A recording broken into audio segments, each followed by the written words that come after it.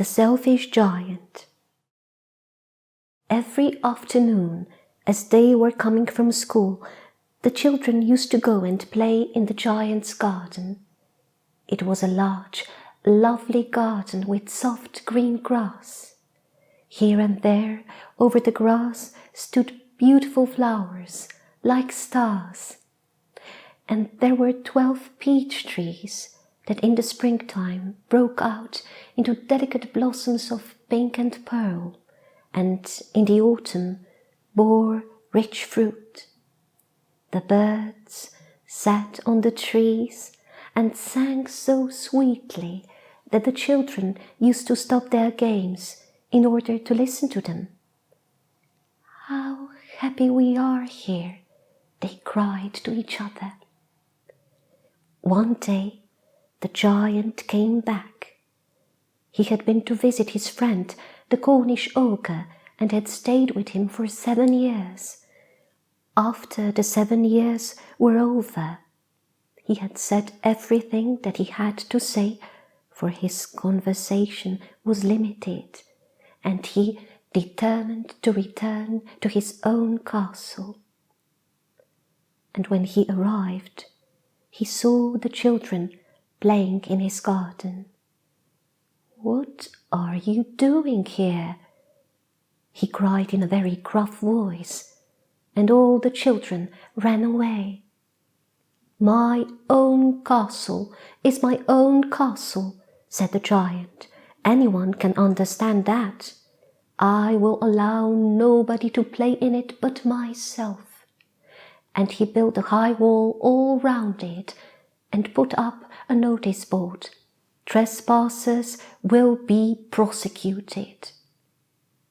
He was a very selfish giant. Now, the children had nowhere to play.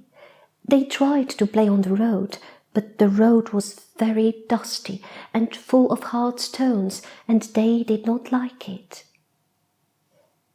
They used to wander around the high wall when their lessons were over and talk about the beautiful garden inside. "How happy we were there," they said to each other. Then the spring came, and all over the country there were little blossoms and little birds. Only in the garden of the selfish giant it was still winter. The birds did not care to sing in it, as there were no children, and the trees forgot to blossom. Once a beautiful flower put its head out from the grass, but when it saw the notice board, it was so sorry for the children that she slipped back into the ground again and went off to sleep. The only people who were pleased were the snow and the frost. "Spring has forgotten this garden," they cried, "so we will live here all the year round."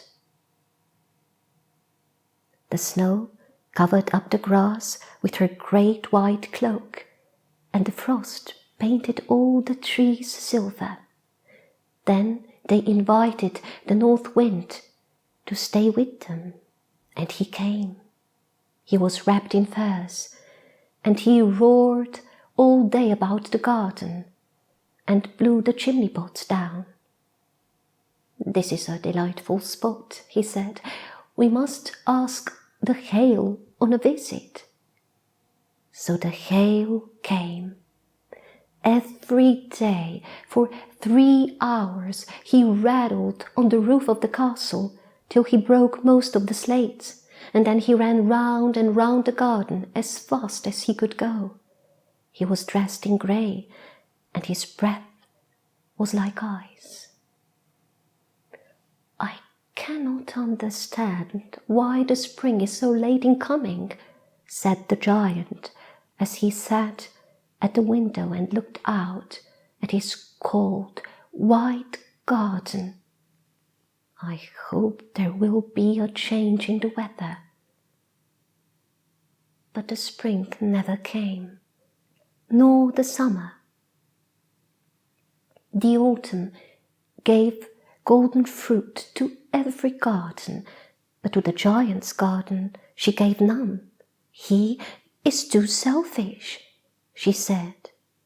So it was always winter there, and the north wind and the hail and the frost and the snow danced about through the trees. One morning, when the giant was lying awake in his bed, he heard some lovely music. It sounded so sweet to his ears that he thought it must be the king's musicians passing by. It was really only a little linnet singing outside his window, but it was so long ago since he had last heard a bird sing in his garden that it seemed to him to be the most beautiful music in the world. And the hail stopped dancing over his head, and the north wind ceased roaring, and a delicious perfume came to him through the open casement. "I believe the spring has come at last," he said, and he jumped out of bed and looked out. What did he see? He saw a most wonderful sight. Through a little hole in the wall, the children had crept in and were sitting in the branches of the trees. In every tree that he could see, there was a little child, and the trees were so glad to have the children back that they had covered themselves with blossoms and were waving their arms gently above the children's heads. The birds were flying about and twittering with delight, and the flowers were looking up through the grass and laughing. It was a lovely scene. Only in one corner of the garden it was still winter. It was the farthest corner of the garden, and in it was standing a little boy. He was too small and could not reach up to the branches of the tree, and was wandering round it, crying bitterly. The tree was quite covered with frost and snow, and the north wind was roaring and blowing above it. "Climb up, little boy," said the tree, and it bent its branches down as low as it could, but the boy was too tiny. The giant's heart melted when he looked out. "How selfish I have been," he cried. "Now I know why the spring would not come here. I will put that poor little boy on the top of the tree, and then I will knock down the wall, and my garden will be the children's playground forever and ever." He was very sorry for what he had done. So he crept downstairs and opened the front door quite softly and went out into the garden. But when the children saw him, they were so frightened that they all ran away, and the garden became winter again. Only the little boy did not run, for his eyes were so full of tears that he could not see the giant coming. And the giant stole up behind him and took him gently in his hand and put him up into the tree. And the tree broke at once into blossom, and the birds came and sang on it, and the little child stretched out his two arms and flung them around the giant's neck and kissed him. And when the other children saw that the giant was not wicked any more, they came running back, and with them came the spring.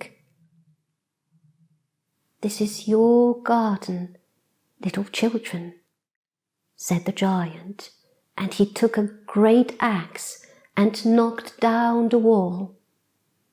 And when the people went to market at 12 o'clock, they saw the giant playing with the children in the most beautiful garden they had ever seen. All day long they played, and in the evening the children came to the giant to bid him goodbye. "But where is your little companion?" asked the giant. "The little boy I put into the tree."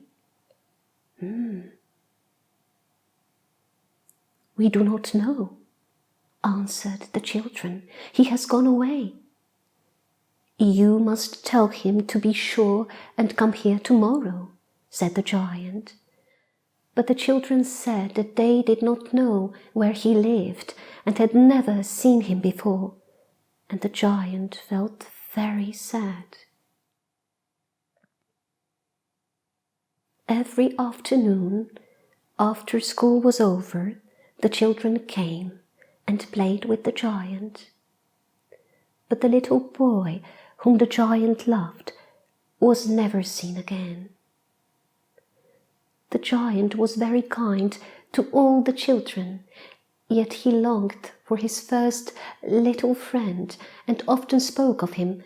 "How I would like to see him again," he used to say. Years went over, and the giant grew very old and feeble and could not play about any more. So he sat in a huge armchair and watched the children at their games and admired his garden. "I have many beautiful flowers," he said, "but the children are the most beautiful flowers of all." One winter morning, he looked out of his window as he was dressing. He did not hate the winter now, for he knew that it was merely the spring asleep and that the flowers were resting. He rubbed his eyes in wonder and looked. It was certainly a marvelous sight. In the farthest corner of the garden, there was a tree, quite covered with lovely white blossoms. Its branches were all golden, and silver fruit hung down from them, and underneath it stood the little boy he had loved. Downstairs ran the giant in great joy and out into the garden. He hastened across the grass and came near to the child. And when he came quite close, his face grew red with anger, and he said, "Who hath dared to wound thee?" For on the palms of the child's hands were the prints of 2 nails, and the prints of 2 nails were on the little feet. "Who hath dared to wound thee?" cried the giant. "Tell me, that I may take my big sword and slay him." "Nay," answered the child, "but these are the wounds of love." "Who art thou?"